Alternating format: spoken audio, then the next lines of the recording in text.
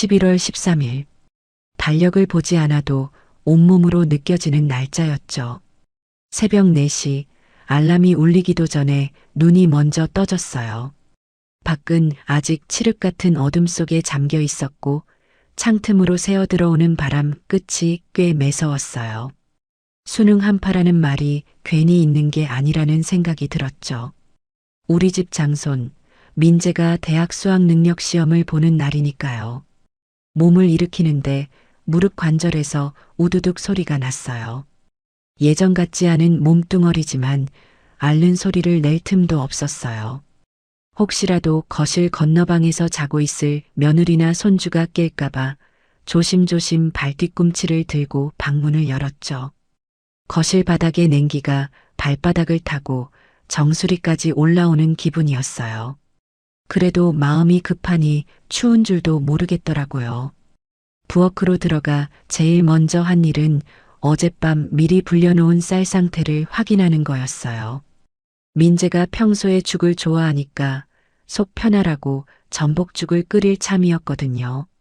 싱크대 앞 조명만 살짝 켜두고 본격적으로 움직이기 시작했죠. 참기름을 냄비에 두르고 잘게 썬 전복을 달달 볶았어요.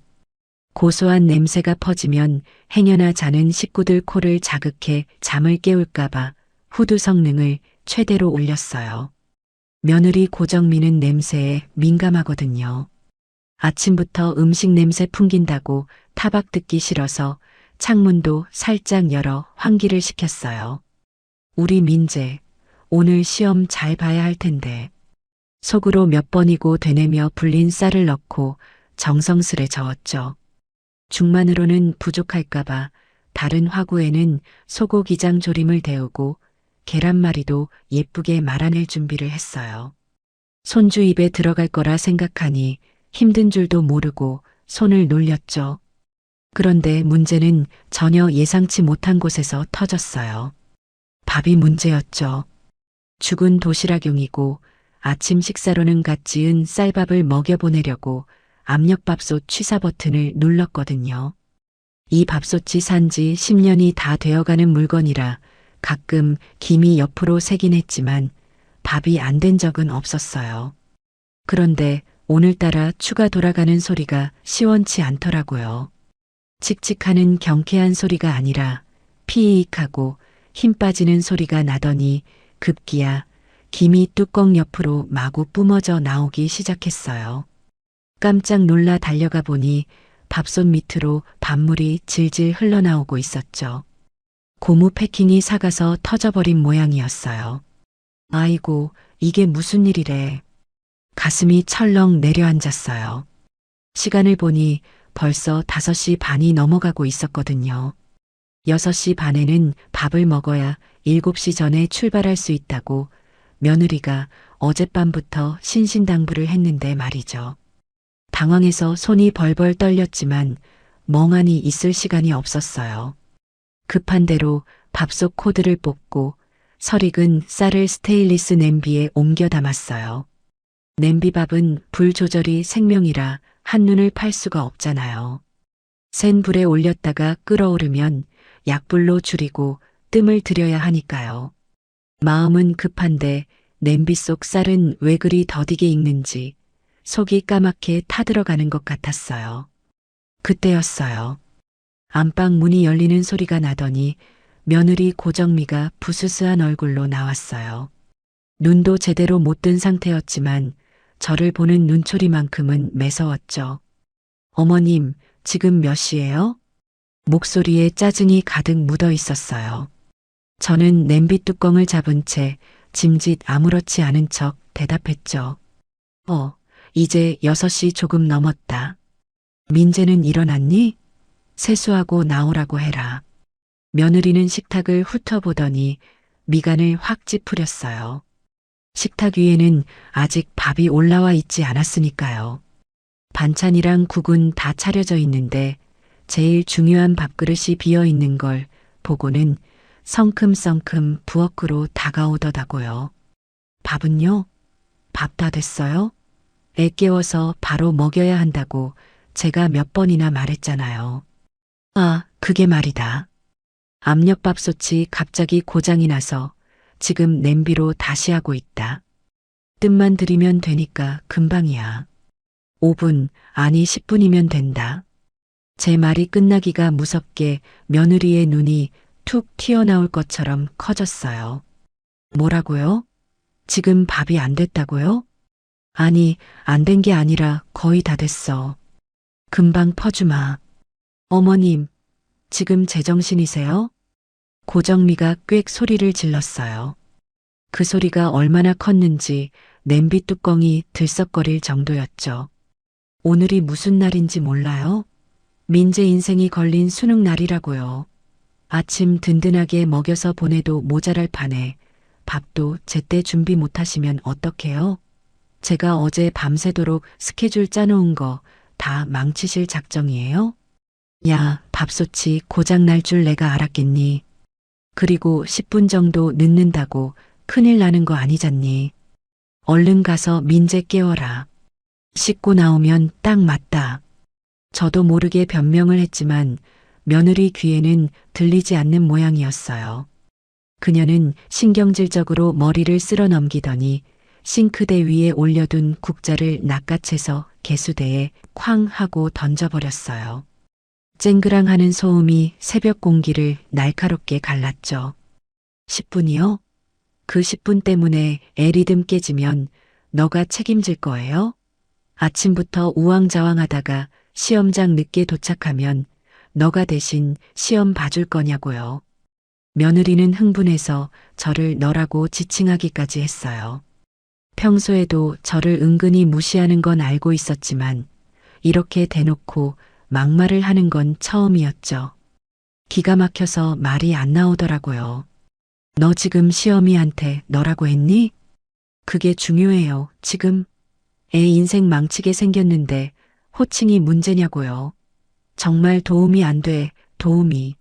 이럴 거면 뭐하러 같이 살아요? 식모살이 시키는 것도 아니고 밥 하나 제대로 못해서 이사다를 만들어요? 고정미는 분이 안 풀리는지 식탁 위에 차려놓은 반찬 그릇들을 손으로 밀쳐버렸어요. 정성스레 만든 계란말이가 바닥으로 굴러떨어지고 장조림 국물이 식탁보를 적셨죠. 아이고, 이게 무슨 짓이야. 음식한테. 제가 바닥에 떨어진 계란말이를 주우려 하자 며느리가 제 손을 쳐냈어요. 줍지 마요. 재수없게 떨어진 걸 애한테 먹이려고요? 아, 진짜 짜증나서 못 살겠네. 그 소란통에 건너방에서 아들 태용이가 눈을 비비며 나왔어요. 아침부터 왜 이렇게 시끄러워. 민재 깬다. 아들은 상황 파악도 못한 채 하품을 쩍 했죠. 저는 아들이 며느리를 좀 말려주길 바랐어요. 태용아, 밥솥이 고장나서 밥이 좀 늦었다고 저 난리다. 너가 와서 얘기 좀 해라. 하지만 태용이는 바닥에 널브러진 반찬과 씩씩거리며 서 있는 아내의 얼굴을 번갈아 보더니 한숨을 푹 쉬며 제게 말하더군요. 엄마, 그러니까 미리미리 좀 확인하지 그랬어. 오늘 중요한 날인 거 알잖아.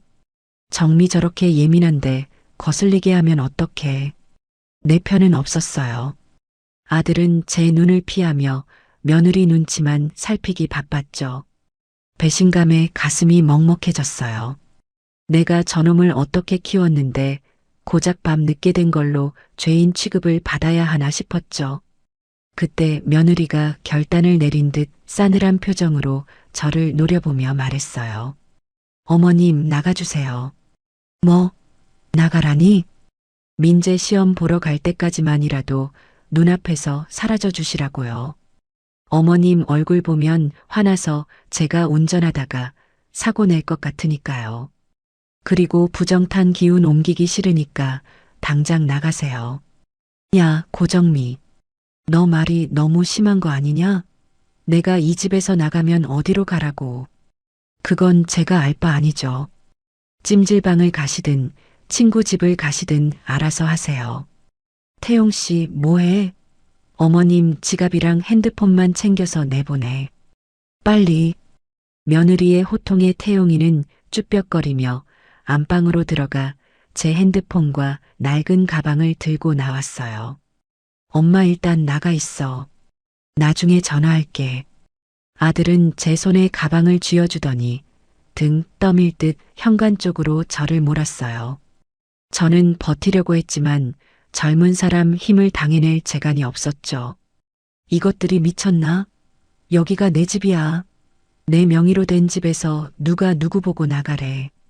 제가 소리쳤지만 며느리는 코웃음을 쳤어요. 명의만 어머님 거면 뭐해요? 대출이자랑 관리비 우리가 내고 있잖아요. 그리고 지금 그게 중요해요? 애 망치고 싶지 않으면 조용히 좀 하세요. 고정민은 현관 옆 옷걸이에 걸려있던 제 얇은 카디건 하나를 낚아채 현관 밖으로 휙 던졌어요. 이거 입고 나가 계세요. 시험 끝나고 들어오시든가 말든가요. 그러고는 저를 현관 밖으로 밀쳐냈어요. 저는 중심을 잃고 복도 바닥에 넘어질 뻔했죠. 겨우 벽을 짚고 섰을 때 눈앞에서 현관문이 쾅 하고 닫혔어요. 띠리릭. 도어락 잠기는 소리가 그 어느 때보다 차갑고 단호하게 들렸어요. 복도의 센서 등이 깜빡이며 제 초라한 모습을 비췄죠. 발을 내려다보니 급하게 나오느라 짝짝이 슬리퍼를 신고 있더라고요. 왼쪽은 욕실 슬리퍼, 오른쪽은 거실 슬리퍼였어요. 기가 차서 헛웃음만 나왔어요.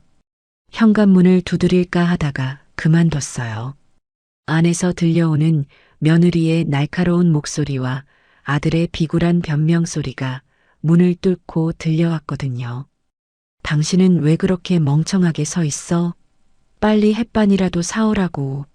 편의점 뛰어갔다 와. 알았어. 금방 갔다 올게.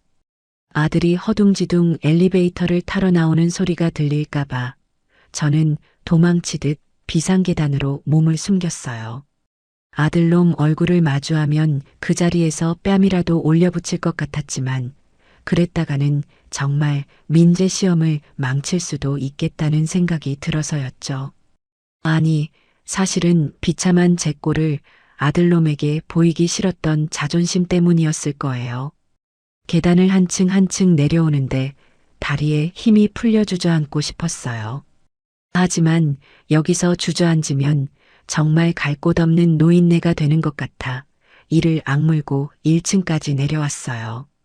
아파트 현관을 나서자마자 찬바람이 훅 끼쳐왔어요. 11월의 새벽바람은 살을 애는 듯 차가웠죠. 며느리가 던져준 얇은 카디건 하나로는 추위를 막기에 턱없이 부족했어요.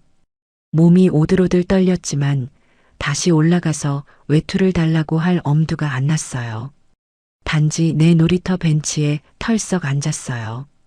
이 아파트 20년 전에 남편이 죽으면서 남겨준 보험금이랑 제가 평생 시장통에서 장사하며 모은 돈으로 산 집이에요. 그때는 아들 장가 보내면서 며느리 기죽지 말라고 40평 넓은 집으로 들어온 건데 그게 화근이었나 봐요. 명의는 제 앞으로 되어 있지만 실상 이 집의 주인은 며느리 고정미였죠. 주머니를 뒤져보니 다행히 핸드폰은 들어 있었어요. 시간은 6시 40분을 지나고 있었죠. 민재가 밥은 먹었는지 아들이 햇반은 사왔는지 궁금해지려던 찰나 고개를 세차게 저었어요. 미쳤지, 최연숙. 쫓겨나고도 밥 걱정이라니. 스스로가 한심해서 눈물이 핑 돌았어요. 지나가는 사람들이 힐끔거리는 시선이 느껴졌어요. 얇은 옷을 입고 짝짝이 슬리퍼를 신은 채 벤치에 웅크리고 앉아있는 할머니. 누가 봐도 치매 노인이거나 자식한테 버림받은 노인네 꼴이었죠. 수치심이 밀려왔어요. 내가 왜 이러고 있어야 하나. 밥 10분 늦은 게 쫓겨날 만큼 죽을 죄인가. 그동안 며느리 비위 맞추며 살림 도맡아 해주고 아들 기죽을까봐 생활비 한 푼 안 받고 내 돈 써가며 살았는데 돌아오는 건 문전박대라니. 핸드폰을 켜서 친구 목록을 훑어봤어요. 다들 자식 자랑, 손주 자랑에 바쁜 친구들이에요. 이 시간에 전화해서 나 며느리한테 쫓겨났어라고 말할 수 있는 사람이 단 한 명도 없다는 사실이 뼈저리게 다가왔어요. 갈 데가 없네. 입 밖으로 내뱉고 나니 더욱 처량했어요. 60년 넘게 치열하게 살았는데 갈 곳 하나 마련해 두지 못했다는 게 기가 막혔죠. 그때 문득 제 비밀 통장이 떠올랐어요. 며느리도 아들도 모르는 내 진짜 재산. 남편이 남긴 유산 중 일부와 제가 주식과 부동산으로 불려놓은 알토란 같은 자산들이요.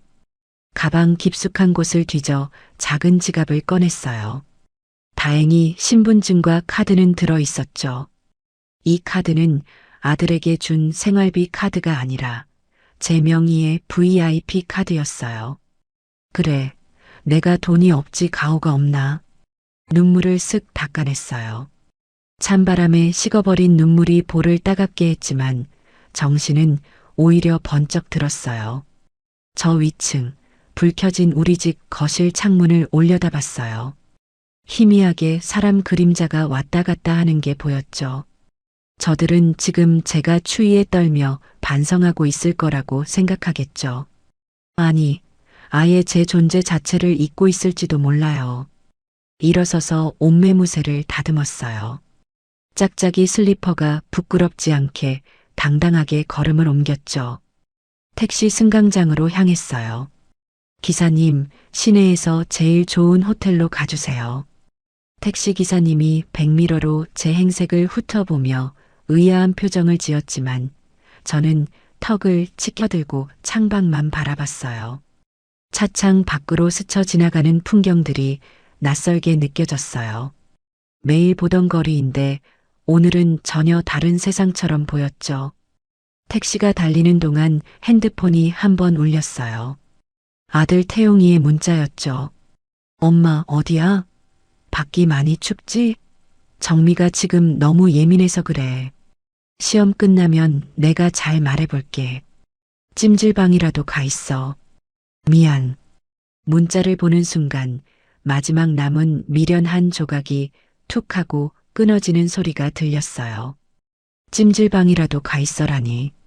칠순이 다 된 엄마를 엄동설 안에 내쫓고 한다는 소리가 고작 이거였어요. 아들은 제 안위를 걱정하는 게 아니라 혹시라도 제가 다시 집에 들어와 며느리 심기를 건드릴까봐 그게 걱정인 거였죠.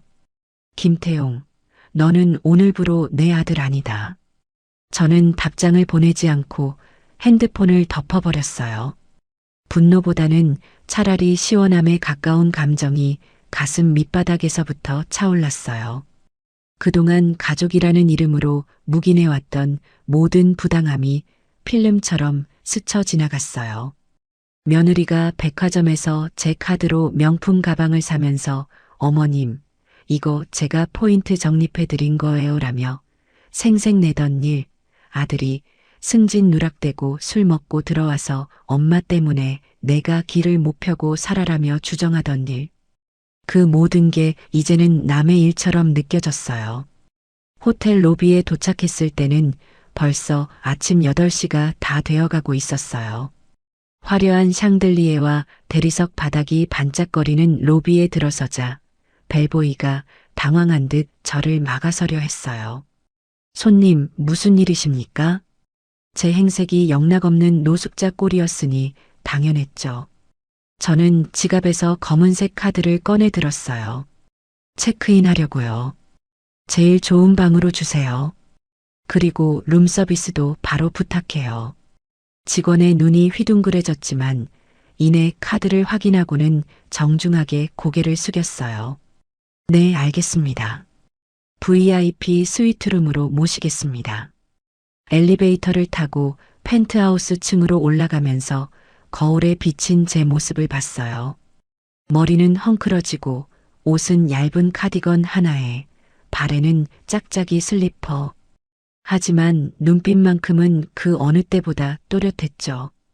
방에 들어서자마자 통유리 너머로 서울 시내가 한눈에 들어왔어요. 저 멀리 제가 살던 아파트 단지도 조그맣게 보였죠. 잘 먹고 잘 살아봐라. 나 없이. 저는 푹신한 소파에 몸을 던지며 중얼거렸어요. 며느리 고정미가 던진 그 말이 귓가에 맴돌았어요. 너가 책임질 거예요? 그래요, 책임질게요. 하지만 그 방식은 너가 생각하는 것과는 아주 다를 거예요. 배에서 꼬르륵 소리가 났어요. 새벽부터 밥 짓느라 고생만 하고 한 숟가락도 못 먹었으니까요. 룸서비스 메뉴판을 펼쳤어요. 가격 따위는 보지 않았죠. 제일 비싸고 맛있는 걸로 나를 위해서만 주문할 생각이었어요. 여기요, 전복죽 하나 주세요. 아주 뜨겁게. 전화기를 내려놓고 창밖을 보며 생각했어요. 며느리가 버린 건 밤 늦게 지은 시어머니가 아니라 자기네들 인생을 바치고 있던 기둥이었다는 걸 이제 곧 깨닫게 해주겠다고요. 물론 서두를 생각은 없었어요. 저는 이제 시간이 아주 많으니까요.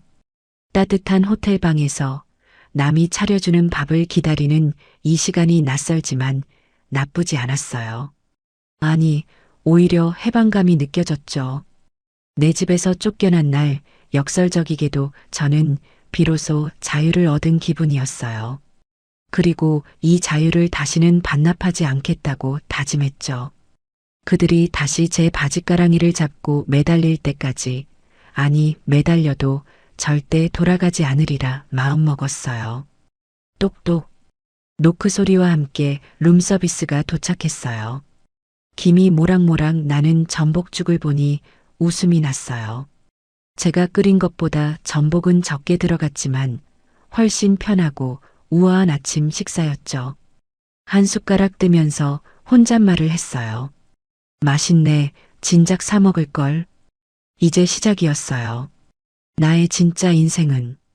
호텔 전복죽이 위장으로 들어가자 얼어붙었던 몸이 그제야 조금씩 녹아내리는 기분이었죠. 호텔 침대에 걸터앉아 창밖을 보는데 서울 시내가 마치 장난감 블록처럼 작아 보였어요.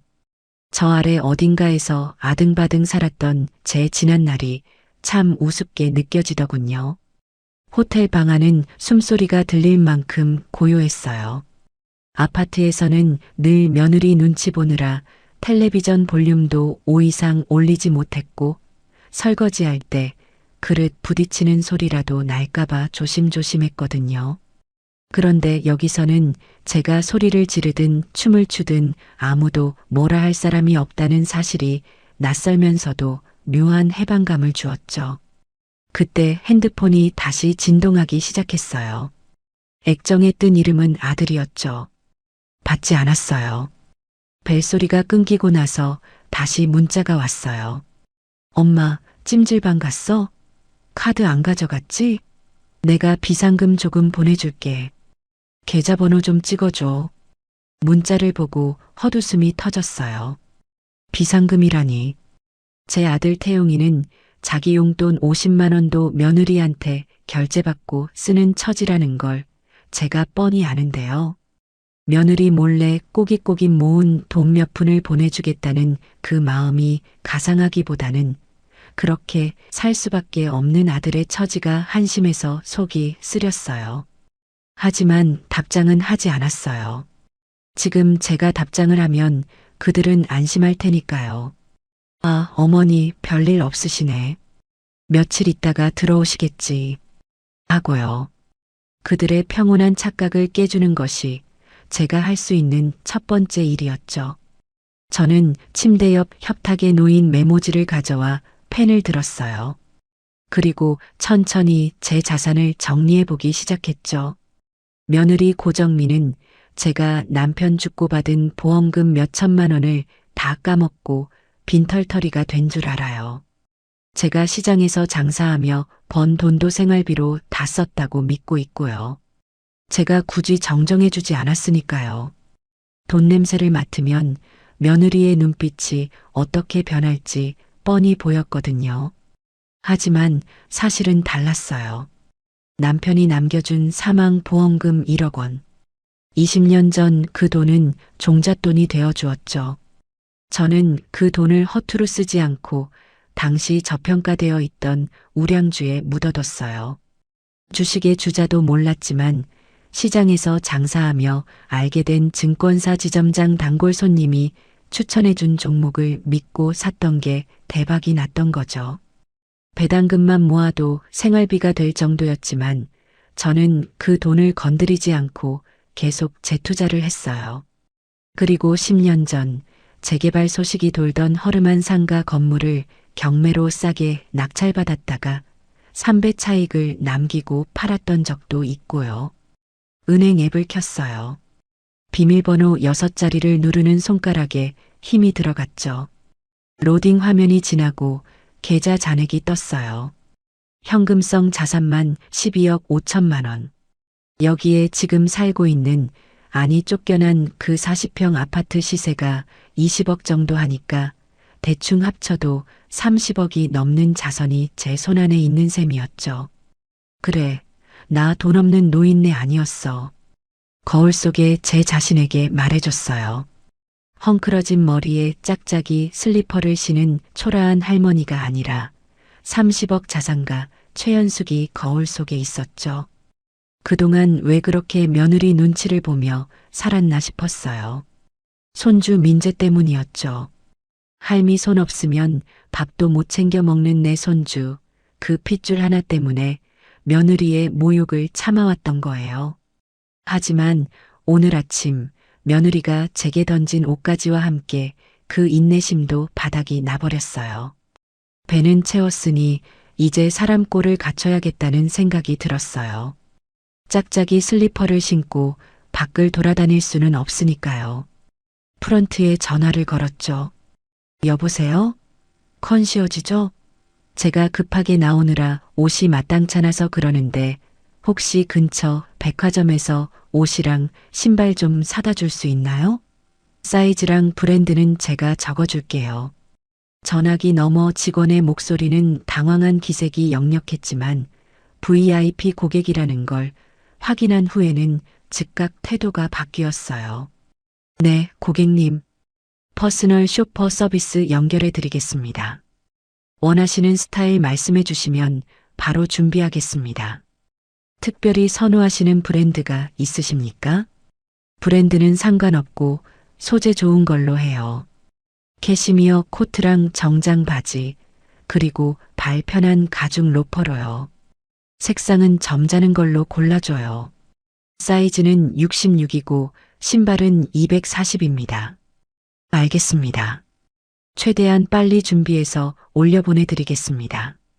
1시간쯤 지났을까 호텔 직원이 양손 가득 쇼핑백을 들고 방으로 찾아왔어요. 벨보이가 정중하게 짐을 내려놓으며 물었죠. 주문하신 물건들입니다. 사이즈가 맞는지 확인해 보시겠습니까?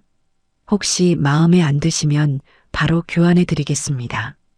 쇼핑백에서 옷을 꺼내니 새 옷 특유의 빳빳한 냄새가 좋았어요. 거울 앞에 서서 진회색 캐시미어 코트를 걸쳐봤죠. 며느리가 입던 것보다 훨씬 고급스러운 질감이 몸을 부드럽게 감쌌어요. 낡은 카디건을 입었을 때와는 태가 달랐죠. 거울 속의 저는 더 이상 주눅든 시어머니가 아니었어요. 아주 마음에 들어요. 결제는 등록된 카드로 해주세요. 네, 알겠습니다. 편안한 휴식 되십시오. 직원을 보내고 다시 소파에 앉았어요. 창밖은 어느새 어둑어둑해지고 있었죠. 저 멀리 아파트 단지에도 하나둘 불이 켜지기 시작했어요. 우리 집 거실 등도 켜졌을까요? 며느리는 지금쯤 민재가 수능을 잘 봤는지 체점하느라 정신이 없겠죠. 제가 집에 없다는 사실조차 까맣게 잊고 있을 게 분명해요. 아니면 어디서 굶고 들어오면 밥이나 주지 뭐하고 있을지도 모르죠. 그때 핸드폰이 다시 울렸어요. 이번엔 며느리였어요. 화면에 뜬 며느리 세 글자를 보자마자 심장이 쿵쿵 뛰었지만 예전처럼 겁이 나서 뛰는 게 아니었어요. 분노였죠. 받지 않고 놔두니 음성 메시지가 도착했다는 알림이 떴어요. 궁금해서 들어봤죠. 어머님 어디세요? 민재 시험 망치고 와서 울고불고 난리 났어요. 아침에 어머님이 부정 타기해서 그렇잖아요. 들어오셔서 애 위로라도 해주셔야 하는 거 아니에요? 정말 무책임하시네요. 메시지를 듣는 순간 혈압이 머리끝까지 치솟는 것 같았어요. 시험을 못 본 게 밥 10분 늦게 지은 할미 탓이라니. 공부 안 한 지 아들 탓은 죽어도 안 하는 그 뻔뻔함에 치가 떨렸죠. 그래, 내가 무책임한 게 뭔지 보여주마. 아주 뼈저리게 느끼게 해주마. 저는 핸드폰을 끄지 않았어요. 오히려 벨소리를 최대로 키워놓고 협탁 서랍 깊숙이 넣어버렸죠. 그리고 호텔방의 커다란 욕조에 따뜻한 물을 받기 시작했어요. 향긋한 거품 입욕제를 풀고 그 안에 몸을 담갔죠. 따뜻한 물이 온몸의 긴장을 풀어주자 머릿속이 차갑게 식으면서 계획이 서기 시작했어요. 내일 아침 제일 먼저 해야 할 일이 떠올랐거든요. 복수? 아니요. 그건 너무 유치하죠. 이건 제 인생을 되찾는 정리였어요. 다음 날 아침 눈을 뜨니 오전 9시였어요. 평소 같으면 새벽 5시에 일어나 아침밥 짓고 남편 제사상 차리듯 식구들 수발을 들고 있었을 시간이죠. 이렇게 늦잠을 자본 게 몇십 년 만인지 기억도 안 났어요.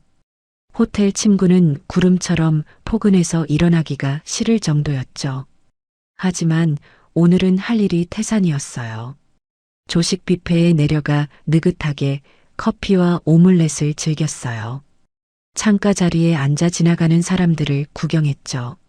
주변 테이블에는 비즈니스 미팅을 하는 외국인들과 여행 온 가족들이 보였어요. 아이에게 밥을 먹여주는 젊은 엄마를 보며 며느리 고정미를 떠올렸어요. 걔는 민재 어릴 때도 이유식 한번 제 손으로 끓인 적이 없었죠. 다 제가 해다 바쳤으니까요. 커피 더 드릴까요, 고객님? 직원이 다가와 정중하게 물었어요. 네, 한 잔 더 줘요. 아주 진하게요. 커피 향을 음미하며 생각했어요. 이제 내 손으로 밥 차려줄 일은 없다고. 내 돈 내고 남이 차려주는 밥 먹으며 살 거라고요. 아침 10시 부동산 중개소가 문을 열 시간에 맞춰 호텔을 나섰어요. 택시를 타고 제가 살던 아파트 단지 앞상가로 향했죠. 단지 안으로 들어가지는 않았어요. 혹시라도 며느리나 아들과 마주치고 싶지 않았으니까요. 제가 찾아간 곳은 우리 아파트를 계약해줬던 황금 부동산이었어요. 문을 열고 들어가니 김 사장이 신문을 보고 있다가 안경을 고쳤으며 일어났어요. 어서 오세요. 어머 사모님. 오랜만이시네요. 김 사장이 반가운 얼굴로 맞이했어요. 며느리와 함께 왔을 때는 저를 투명 인간 취급하더니 혼자 명품 코트를 입고 나타나니 대우가 확연히 달라지더군요. 역시 사람은 겉모습이 중요한가 봐요. 김 사장, 잘 지냈죠? 나 오늘 아주 중요한 일 때문에 왔어요. 아이고, 무슨 일이신데요? 혹시 투자 물건 보시게요? 요즘 좋은 상가가 하나 나왔는데. 아니요. 우리 집 105동 1204호. 그거 내놓으려고요. 김 사장의 눈이 동그랗게 커졌어요. 입을 다물지 못하더군요. 네. 지금 사시는 집을요? 아드님 내외분이랑 같이 사시잖아요. 갑자기 무슨 일이세요? 저는 미리 준비해둔 거짓말을 아주 자연스럽게 꺼냈어요. 아, 우리 아들이 이번에 지방으로 발령이 났어요. 며느리도 같이 내려가기로 했고, 나도 이참에 공기 좋은 데로 요양이나 갈까 해서요. 집이 너무 커서 관리하기도 힘들고, 새끼밥 해 먹는 것도 귀찮아서 싹 정리하려고요. 가정불화로 집 내놓는다고 하면 소문나서 집값 떨어질 수도 있으니까 적당히 둘러대는 게 상책이었죠. 김 사장은 고개를 끄덕이며 수긍하는 눈치였어요. 아, 그러시구나. 근데 요즘 경기가 좀 안 좋아서 매수자가 바로 붙을지 모르겠네요. 가격을 좀 조정하셔야 할 수도 있는데. 그래서 말인데 금매로 내놓을게요. 시세보다 1억 싸게. 1억이나요? 사모님 진심이세요? 그러면 오늘이라도 당장 계약되죠. 대기하는 사람 수두룩해요. 안 그래도 그 평수 찾는 분이 어제도 다녀가셨는데 김 사장의 눈빛이 탐욕스럽게 반짝거렸어요. 수수료 챙길 생각에 신이 난 거겠죠. 조건이 하나 있어요. 잔금 빨리 치를 수 있는 사람, 그리고 입주를 최대한 빨리 할 수 있는 사람으로 찾아줘요. 나도 빨리 내려가 봐야 해서요. 알겠습니다, 사모님. 그럼 2주 안에 비워주시는 걸로 하고 진행해 볼까요? 2주도 길어요. 10일. 딱 10일 안에 들어올 수 있는 사람으로 맞춰봐요. 가능하겠어요? 아이고, 시세보다 1억이 싼데 10일이 문제겠습니까? 제가 오늘 바로 전화 돌려서 저녁 전까지 가계약금 받게 해드릴게요. 그래요. 서류는 내일 퀵으로 보낼 테니까 준비해둬요. 부동산을 나오면서 김 사장에게 신신당부했어요.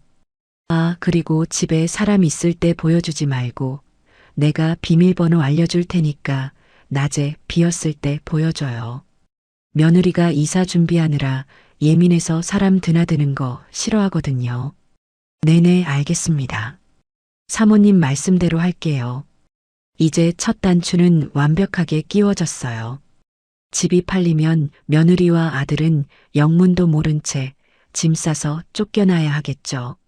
물론 전세금 정도는 챙겨줄 생각이었어요. 아주 작은 햇빛도 잘 안 드는 반지하 전세금 정도요. 다시 택시를 타고 시내 백화점으로 향했어요. 제 쇼핑을 하러 간 건 아니었어요. 며느리 고정미의 동선을 파악하고 있었거든요. 어제 민재 시험 망쳤다고 난리를 쳤으니 오늘쯤 스트레스 푼답시고 백화점에 올 게 뻔했으니까요.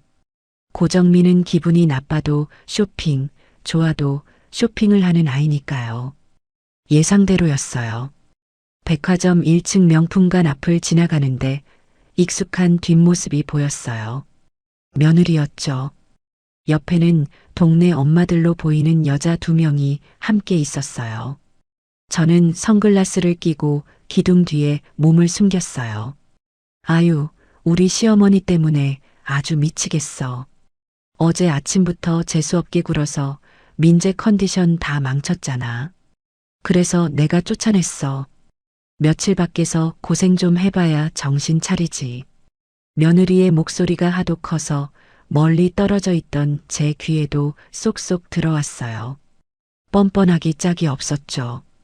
옆에 있던 여자들이 맞장구를 치더군요. 어머, 정미 씨 대단하다. 시어머니를 쫓아내. 그래도 갈 데는 있으셔? 걱정 안 돼? 몰라, 찜질방이나 갔겠지. 돈도 없는 노인네가 어딜 가겠어. 며칠 있다가 잘못했다고 빌면서 기어들어올 거야. 그때까지 내가 기 좀 꺾어놔야지. 아, 이 가방 예쁘다. 이거 신상이죠? 며느리는 매장 직원에게 가방을 달라고 하더니 거울에 비춰보고 있었어요. 가격표를 슬쩍 보더니 이걸로 할게요. 일시불이요라고 외치더군요. 그리고 지갑에서 카드를 꺼냈어요. 그 카드는 제 명의의 가족 카드였죠. 아들 생활비 보태 쓰라고 만들어준 건데 저렇게 자기 사치품 사는데 쓰고 있었던 거예요. 저는 핸드폰을 들어 카드사 고객센터 번호를 눌렀어요. 저만 치서 점원이 카드를 리더기에 꽂는 모습이 보였죠. ARS 안내 멘트가 왜 그리 길게 느껴지던지. 상담원 연결은 0번을 누르세요. 0번을 꾹 눌렀어요. 신호음이 몇 번 가더니 상담원이 전화를 받았어요. 반갑습니다, 고객님. 무엇을 도와드릴까요? 네, 분실신고센터죠? 제 카드를 지금 잃어버려서요. 누가 주워서 쓰고 있는 것 같아 불안해서요. 지금 당장 정지해 주세요. 네, 가족카드 포함해서 제 명의로 된 건 전부 다요. 아, 그러십니까? 많이 놀라셨겠어요. 본인 확인 절차 진행하겠습니다. 생년월일과 핸드폰 번호 뒷자리 불러주시겠습니까? 저는 또박또박 대답했어요. 네, 고객님. 확인되셨습니다. 분실 신고 접수되었습니다. 지금 즉시 모든 거래가 중지됩니다. 재발급 신청도 바로 해드릴까요? 아니요, 재발급은 나중에 할게요. 일단 정지부터 확실하게 해주세요. 네, 처리되었습니다. 타이밍은 소름 끼칠 정도로 완벽했어요. 매장 직원이 당황한 표정으로 며느리에게 카드를 다시 건네는 모습이 보였거든요. 손님, 죄송한데 이 카드 정지된 카드라고 나오는데요. 네, 그럴 리가 없는데 한도가 남았을 텐데 다시 해보세요. 기계 오류 아니에요? 며느리는 짜증 섞인 표정으로 카드를 다시 내밀었어요. 직원이 다시 긁었지만 결과는 똑같았죠. 기계에서 삐익 하는 거부음이 들리는 것 같았어요. 도난 분실 카드로 뜹니다. 손님. 혹시 다른 카드는 없으신가요? 뭐라고요? 도난이요? 이거 우리 어머님 카드인데 잠시만요. 며느리의 얼굴이 홍당무처럼 빨개졌어요. 같이 온 동네 엄마들이 수군거리기 시작했죠. 어머, 정미 씨 카드 막혔나 봐. 시어머니가 막으신 거 아니야? 쫓아냈다더니 카드는 들고 나온 거야? 대박이다. 창피함에 어쩔 줄 몰라 하는 며느리의 모습을 멀리서 지켜보며 저는 회심의 미소를 지었어요. 고정민은 급하게 다른 카드를 꺼내려 했지만 지갑에 있는 건 온통 제가 만들어준 가족 카드뿐이었죠. 자기 명의 카드는 이미 한도 초과된 지 오래일 테니까요. 아, 진짜. 전화 좀 해볼게요. 어머님이 뭘 잘못 만지셨나 봐. 며느리가 핸드폰을 꺼내 어디론가 전화를 걸었어요. 제 핸드폰이 진동하기 시작했죠. 저는 가볍게 종료 버튼을 눌렀어요. 며느리는 발을 동동 구르며 어쩔 줄 몰라 하다가 결국 다음에 올게요라며 도망치듯 매장을 빠져나갔어요. 동네 엄마들이 뒤에서 킥킥거리는 소리가 들렸죠. 꼴 좋다. 그게 시작이다. 저는 선글라스를 고쳐 쓰고 유유히 백화점을 빠져나왔어요. 통쾌했어요. 10년 묵은 체증이 내려가는 것 같았죠. 하지만 이건 시작에 불과했어요. 며느리에게 닥칠 진짜 시련은 집이 팔리고 난 뒤부터니까요. 호텔로 돌아오는 길 아들에게서 문자가 쏟아졌어요. 엄마, 카드 정지했어? 정미가 지금 백화점에서 개망신당했다고 난리 났어. 어떻게 된 거야? 빨리 전화 좀 받아봐. 엄마, 노망 났어? 왜 그래 진짜? 카드 정지는 너무하잖아. 아들의 문자 말투가 점점 거칠어지고 있었어요. 예전 같으면 가슴이 떨리고 무서웠을 텐데 지금은 그저 떼쓰는 어린아이처럼 보였어요. 너희가 아무리 짖어봐라. 내가 눈 하나 깜짝하나.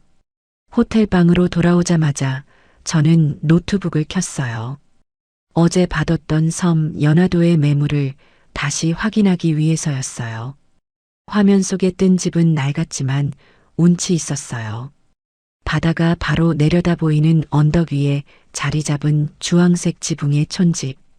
마당에는 감나무가 한 그루 서 있었고 뒤편으로는 작은 텃밭도 있었죠. 무엇보다 마음에 든 건 주변에 인가가 드물어 조용하다는 점이었어요. 부동산 사이트에 적힌 번호로 전화를 걸었어요. 신호음이 길게 가더니 걸걸한 목소리의 남자가 전화를 받았어요. 네, 부동산입니다. 여보세요? 인터넷 보고 전화드렸는데요. 연화도 언덕 위에 있는 그 촌집 1억 5천에 나온 거요. 그거 아직 있나요? 아, 네. 있습니다.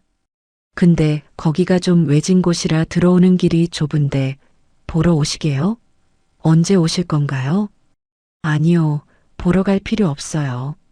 사진이랑 영상 꼼꼼히 봤거든요. 바로 계약하고 싶은데 계좌번호 주시면 계약금 지금 입금할게요. 전화기 너머로 잠시 정적이 흘렀어요. 부동산 사장님도 당황한 눈치였죠. 집을 보지도 않고 산다는 사람이 어디 흔하겠어요? 네. 안 보시고 바로요? 그래도 한두 푼 하는 게 아닌데, 사모님, 정말 괜찮으시겠어요? 네, 제가 지금 당장 쉴 곳이 필요해서요. 그리고 부탁이 하나 있는데, 거기 수리할 곳이 좀 있어 보이던데. 혹시 사장님이 아시는 업자분 있으면 소개 좀 시켜주세요. 도배랑 장판, 화장실만 깨끗하게 손봐주시면 돼요. 돈은 넉넉히 드릴 테니까요. 아이고, 그럼요. 우리 처남이 설비 일을 하는데 아주 야무져요. 제가 바로 연결해 드릴게요. 근데 정말 안 오셔도 되겠어요? 네, 믿고 맡길게요. 잔금은 입주하는 날 치를 거고요. 입주는 다음 주 중으로 하고 싶어요. 최대한 빨리 공사 끝내주세요. 알겠습니다. 사모님 믿고 바로 진행하겠습니다. 처남한테 당장 가서 견적 뽑으라고 할게요. 전화를 끊고 바로 계약금 2천만 원을 송금했어요. 통장에서 돈이 빠져나가는 알림이 떴지만 아깝지 않았어요. 이제 저곳이 제 진짜 집이 될 테니까요. 서울의 미세먼지와 며느리의 짜증 섞인 목소리가 없는 곳. 오로지 파도 소리와 바람 소리만 있는 곳. 상상만 해도 가슴이 벅차올랐어요. 한편 아파트에서는 한바탕 난리가 났을 거예요. 저녁 7시쯤 되자 아들의 전화가 빗발쳤거든요. 며느리의 카드가 막혀서 장을 못 받는지 배달 앱 결제도 안 돼서 저녁을 굶고 있는지 모르겠지만요. 상상을 해봤어요. 며느리가 집에 들어와서 씩씩거리며 소파에 가방을 던졌겠죠. 아니, 어머님 진짜 미친 거 아니야? 카드를 정지시키면 어떡해? 나 오늘 쪽팔려서 죽는 줄 알았다고. 백화점 직원들이 다 쳐다보는데 쥐구멍이라도 숨고 싶었다니까. 아들 태용이는 옆에서 쩔쩔매며 제게 전화를 걸었을 테고요. 엄마가 화가 많이 나셨나 봐. 내가 내일 찾아가서 빌어볼게. 어디 계신지만 알면 모시고 올 텐데. 빌긴 뭘 빌어. 당신이 가서 찾아와. 경찰에 신고해서라도 찾아오란 말이야. 와서 밥하고 빨래하라고 해. 집구석이 이게 뭐야? 싱크대에 설거지 쌓인 거 안 보여? 안 봐도 비디오였죠. 며느리는 제가 없으면 집안일이 어떻게 돌아가는지 전혀 모르는 애니까요. 세탁기 돌리는 법은 알까 모르겠네요. 건조기 필터 청소는 할 줄 알고요. 아마 며칠만 지나면 빨래산에서 냄새가 진동할 거예요. 저는 호텔 룸서비스로 안심 스테이크를 주문했어요. 평소엔 비싸서 쳐다보지도 않던 와인도 한 병 시켰죠. 칼질을 하며 창밖을 보는데 문득 내일 들이닥칠 이삿짐 센터 생각이 났어요. 제가 부동산에 내놓으면서 이삿짐 센터도 같이 예약해뒀거든요. 보관 이사로요. 제가 살던 안방의 짐과 거실에 있는 제 골동품, 그리고 아끼던 자개장만 쏙 빼서 컨테이너에 보관해 달라고 했어요. 아들 부부가 외출한 시간을 틈타 기습적으로 뺄 생각이었지만 만약 집에 있다면 더 재미있는 상황이 연출되겠죠. 다음 날 아침 10시. 저는 호텔 체크아웃을 하고 택시를 탔어요. 행선지는 연안 여객 터미널이 있는 통영이었죠. 서울에서 이삿짐 빠지는 걸 지켜볼까 하다가 괜히 마주쳐서 실랑이 하기 싫어 그냥 떠나기로 했어요. 어차피 부동산 사장님과 이삿짐 센터 팀장님에게 위임했으니 알아서 잘 처리해 주실 거라 믿었죠. 고속버스를 타고 내려가는 길 부동산 앱 알림이 떴어요. 매물 등록 완료, 급매 즉시 입주 가능, 최현숙님 의뢰. 이제 카운트다운은 시작됐어요. 아들 부부에게는 지옥의 시간이, 저에게는 천국의 시간이 다가오고 있었죠. 버스 창가에 머리를 기대고 잠을 청하려는데 모르는 번호로 전화가 왔어요. 지역 번호가 2인 걸 보니 서울이었죠. 이삿짐 센터 같아서 받았어요. 여보세요? 아, 안녕하세요. 여기 이삿짐 센터입니다. 사모님, 지금 댁에 도착했는데 문을 안 열어주시는데요? 안에서 사람 인기척은 있는데 초인종을 눌러도 대답이 없어서요. 아, 며느리가 집에 있었군요. 인터폰으로 밖을 보고는 모르는 남자들이 들이닥치니 겁을 먹고 문을 안 열어주는 모양이었어요. 아니면 빚쟁이라고 생각했거나요. 팀장님, 제가 말씀드렸잖아요. 집주인은 저라고요. 그냥 문 따고 들어가세요. 열쇠 수리공 비용은 제가 다 지불할게요. 그리고 안에 있는 젊은 여자가 뭐라 하든 신경 쓰지 마시고 제 짐만 딱딱 빼주시면 됩니다. 경찰 부른다고 하면 부르라고 하세요. 집주인이 내 짐 빼는데 무슨 상관이냐고. 아, 네, 알겠습니다. 안에 계신 분이 며느님이라고 하셨죠? 좀 시끄러워질 것 같긴 한데 사모님 위임장도 있고 하니 진행하겠습니다. 전화기 너머로 웅성거리는 소리가 들렸어요. 그리고 잠시 후 날카로운 비명 소리가 들려왔죠. 누구세요? 남의 집에 왜 와요? 신고할 거예요. 며느리의 목소리였어요. 저는 차분하게 팀장님께 말했어요. 팀장님, 스피커폰 좀 켜주세요. 제가 한마디만 할게요. 네, 켰습니다. 야, 고정미. 나다. 제 목소리가 들리자 저쪽에서 잠시 정적이 흘렀어요. 어머님? 지금 뭐 하시는 거예요? 이 사람들 다 뭐예요? 뭐긴 뭐냐? 내 짐 빼는 거지. 나 거기 안 산다. 그러니까 내 방에 있는 거랑 내 물건들 다 뺄 거다. 너는 가만히 있어라. 방해하면 업무방해로 고소할 테니까. 짐을 뺀다고요? 그럼 우리는요? 우리는 어떻게 살라고요? 그건 너희 사정이지. 남의 집이라고 했니? 그래, 그 집 이제 곧 남의 집 될 거다. 부동산에 내놨으니까 집 보러 오면 문이나 잘 열어줘라. 네, 집을 내놨다고요? 어머님 미치셨어요? 여기가 우리 집인데 누맘대로 팔아요. 며느리가 악을 쓰는 소리가 고속버스 안까지 울리는 것 같았어요. 저는 픽 웃으며 말했죠.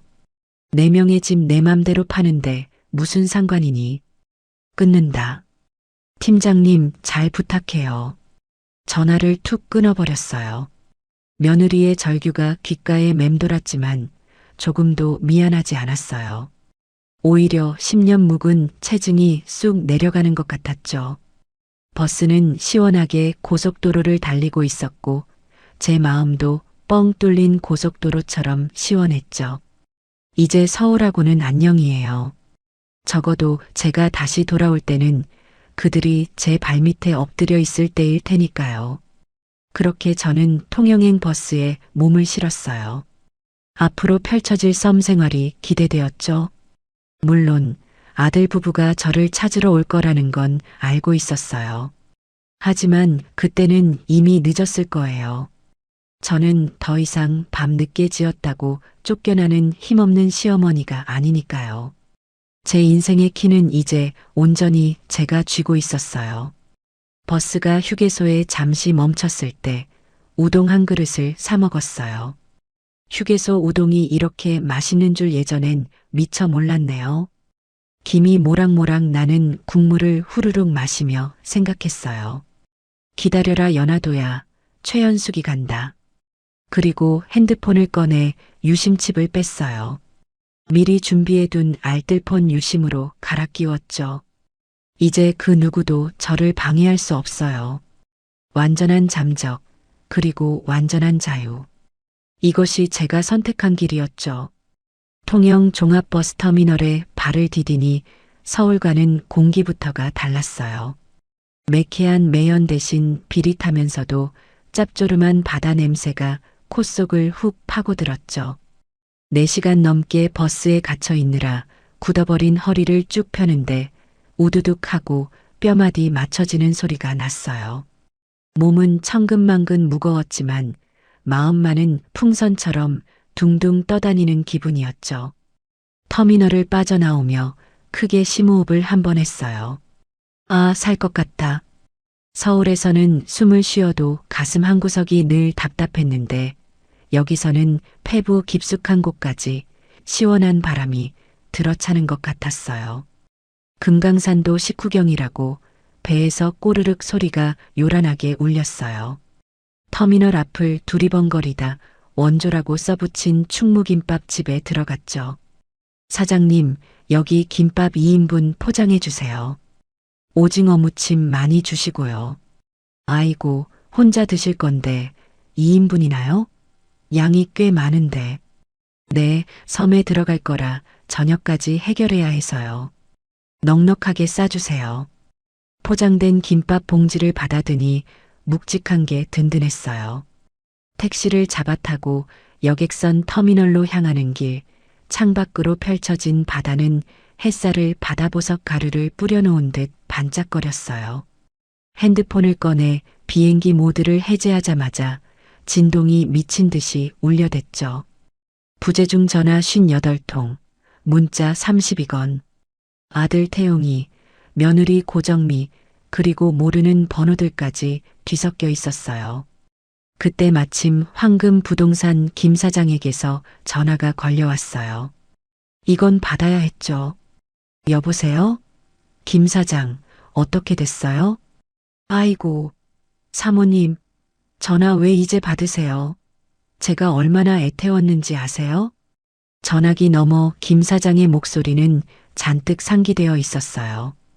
흥분과 다급함이 반반 섞인 목소리였죠. 버스 타고 내려오느라 못 받았어요. 계약금은요?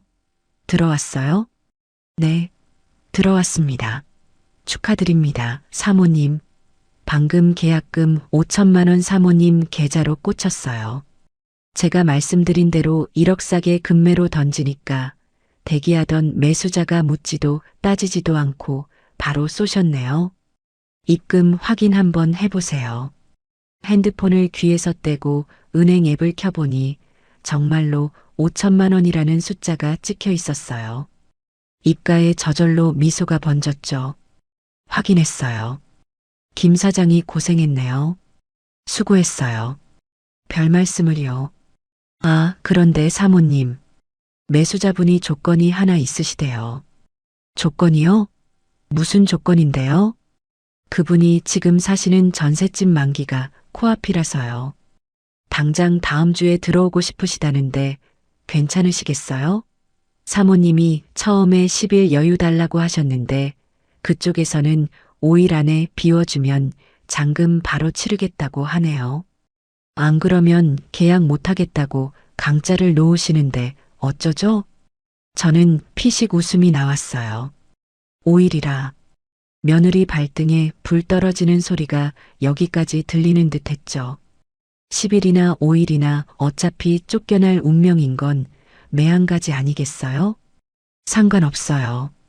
어차피 난 몸만 빠져나왔고 이삿짐 센터 불러서 내 짐은 다 보관했으니까요. 나머지 자잘한 살림살이는 며느리가 알아서 하겠죠. 그렇게 진행해요. 잔금 날짜 잡히면 알려주고요. 아, 정말요? 사모님 진짜 쿨하시네. 알겠습니다. 그럼 제가 그렇게 전달하고 계약 확정 짓겠습니다. 근데 사모님 아까 댁에 갔을 때 말이에요. 김 사장이 말을 흐리며 뜸을 들였어요. 왜요? 무슨 일 있었어요? 아니, 며느님이 좀 많이 흥분하셨더라고요. 제가 가서 집 팔렸으니 비워달라고 했더니 저보고 사기꾼이라면서 경찰 부르겠다고 길길이 날뛰시는데 제가 참 난감해서 혼났습니다. 그래서요? 경찰 불렀대요? 아니요. 제가 사모님 인감증명서랑 자필 위임장 보여주니까 그제야 믿는 눈치더라고요. 그러더니 그 자리에서 현관문에 주저앉아서 대성통곡을 하시는데 아이고, 동네 사람들 다 나와서 구경하고 난리도 아니었습니다. 시어머니가 노망이 나서 집을 팔아먹었다고 고래고래 소리를 지르시는데 제가 뭐라 할 말이 있어야죠. 상상이 갔어요. 그 도도하던 고정미가 헝클어진 머리로 부동산 아저씨 앞에서 대성통곡을 하다니. 명품관에서 우아한 척하던 그 모습은 온데간데 없었겠군요. 신경 쓰지 마세요. 걔가 원래 감정 기복이 심해요. 집 팔린 거 알았으니 이제 짐 쌀 준비나 하라고 전해주세요. 수고비는 넉넉히 챙겨드릴 테니 잔금 때까지 잡음 없게 잘 마무리해 주세요. 네, 알겠습니다. 사모님 말씀대로 할게요. 며느님한테는 제가 단단히 일러두겠습니다. 내일 모레까지 짐 안 빼면 법적으로 문제된다고요. 전화를 끊고 택시에서 내렸어요. 연화도로 가는 배표를 끊었죠. 평일 오후라 그런지 터미널은 한산했어요. 배에 올라 2층 객실 구석, 창가 자리에 자리를 잡았어요.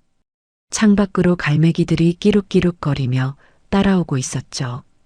배가 부응하고 백고동 소리를 내며 출발하자 하얀 물살이 시원하게 갈라지며 서울에서의 지긋지긋했던 기억도 저 멀리 밀려나는 것 같았어요.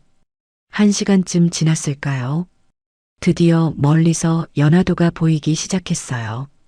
작은 섬이었지만 아담하고 평화로워 보였죠. 선착장에 내리니 짭조름한 바다 내음이 더 짙어졌어요.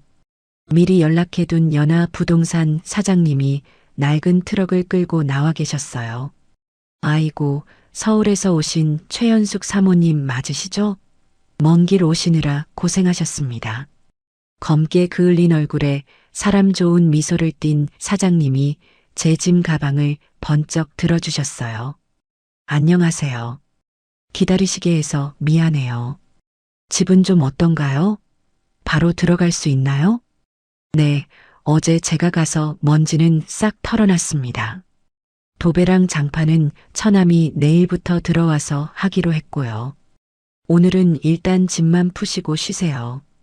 보일러도 미리 돌려놨으니 방바닥이 절절 끓을 겁니다.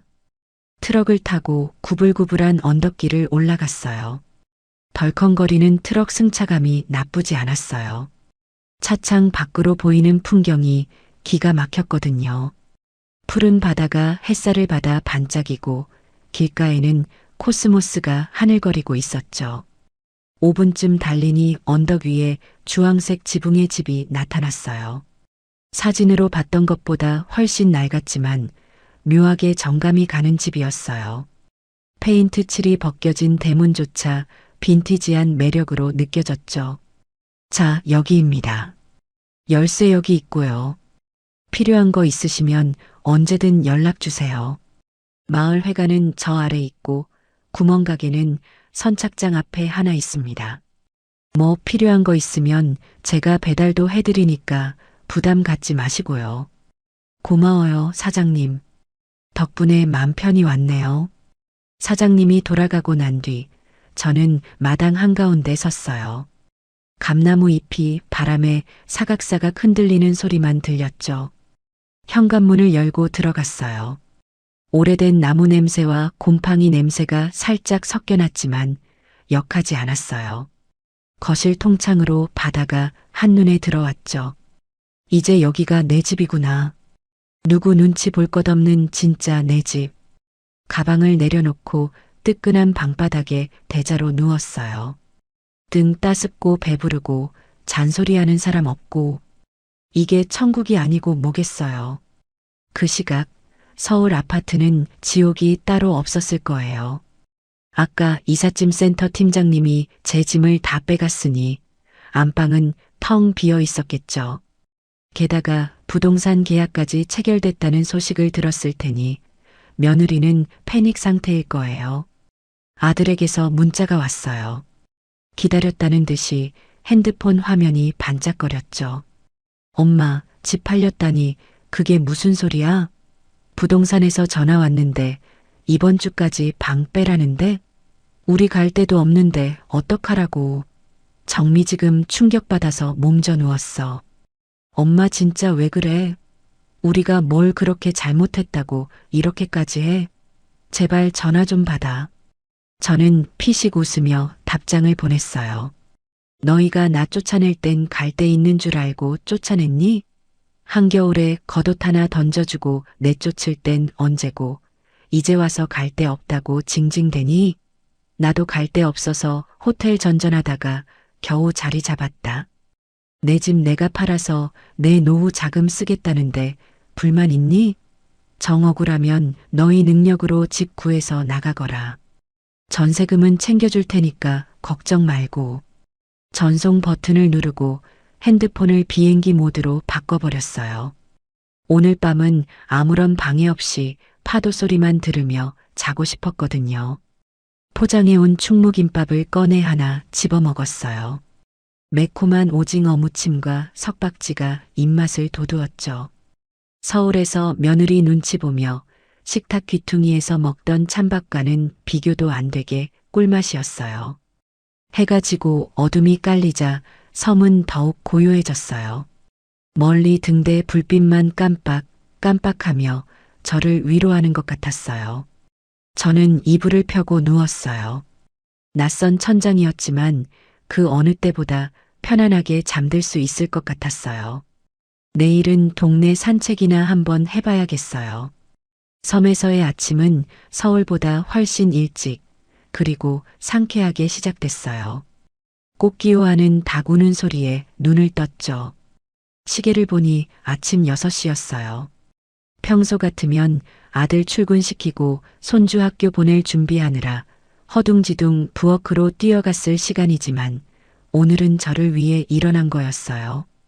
창문을 활짝 여니 차갑지만 맑은 아침 공기가 폐부 깊숙이 들어와 머리가 맑아지는 기분이었어요. 간단하게 세수를 하고 마당으로 나갔어요. 텃밭에는 전 주인이 심어놓은 상추와 대파가 자라고 있었죠. 잡초가 좀 무성하긴 했지만 손만 좀 보면 훌륭한 밭이 될 것 같았어요. 호스를 끌어와 물을 뿌리니 흙냄새가 훅 올라왔어요. 오전 9시가 되자 트럭 한 대가 먼지를 일으키며 마당으로 들어왔어요. 부동산 사장님이 소개해 주신 설비업자분이었어요. 작업복을 입은 건장한 남자 두 분이 내렸죠.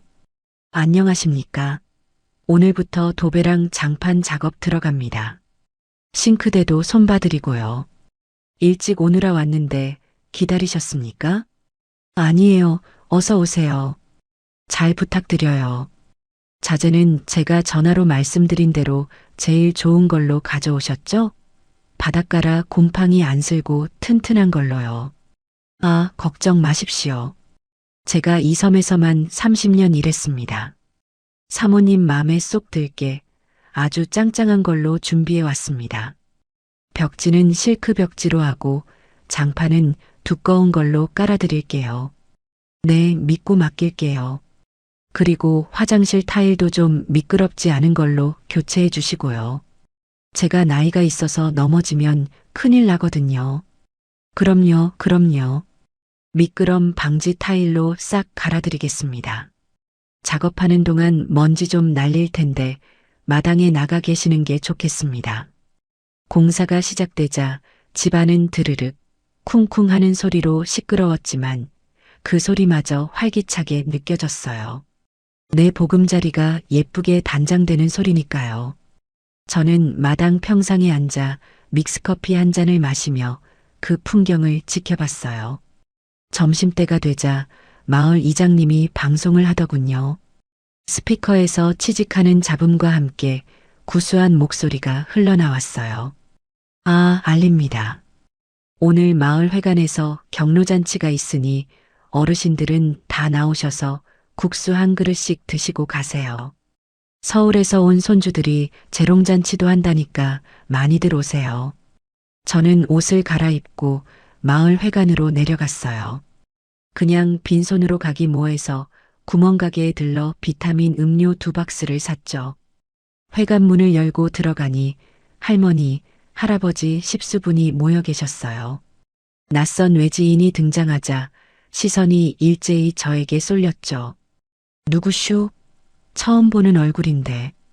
제일 연장자로 보이는 할머니가 물으셨어요. 저는 싹싹하게 웃으며 허리를 굽혀 인사했죠. 아, 안녕하세요. 저희 언덕집에 새로 이사 온 최연숙이라고 합니다. 서울에서 살다가 공기 좋은 데서 요양 좀 하려고 내려왔어요. 잘 부탁드려요. 제가 음료수 박스를 내놓자 할머니들의 표정이 금세 밝아졌어요. 경계심이 눈 녹듯 사라지는 게 보였죠. 아이고, 그 흉가 같던 집에 누가 들어왔나 했더니 이렇게 고운 양반이 오셨네. 잘 왔어, 잘 왔어. 여기 물 맑고 공기 좋아서 있던 병도 다 나아. 감사합니다. 제가 아직 선물정을 잘 몰라서요. 많이 좀 가르쳐 주세요. 어르신들 말씀 잘 듣겠습니다. 걱정 말어. 우리가 다 알려주지. 자, 여기 앉아서 국수 좀 들어봐. 금방 삶아서 맛있어. 할머니들이 권하는 잔치국수를 먹으며 이런저런 이야기를 들었어요. 누구네 집게가 새끼를 몇 마리 낳았는지, 옆집 숟가락이 몇 개인지까지 다 아는 좁은 사회였지만 가만큼 정이 넘치는 곳이었죠. 서울 아파트에서는 엘리베이터에서 마주쳐도 인사조차 안 하고 살았는데 여기서는 처음 본 저에게 김치며 떡이며 막 퍼주시더라고요.